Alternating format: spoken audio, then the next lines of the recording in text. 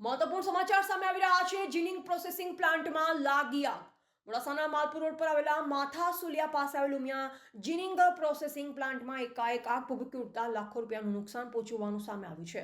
Umiya જીનિંગમાં short સર્કિટના કારણે આગ લાગી હોવાનું સામે આવ્યું છે.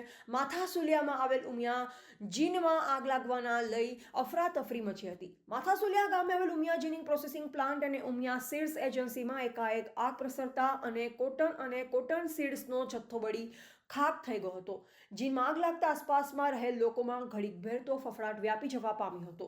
ત્યારે ઉમિયા જીનિંગ પ્રોસેસિંગ પ્લાન્ટમાં લાગેલ આગ પર મોડાસા નગરપાલિકાની ફાયર ટીમ દ્વારા પાણીનો મારો ચલાવી આગ પર કાબુ મેળવ્યો હતો. રિપોર્ટર દિનેશ પટેલ, અરવલ્લી.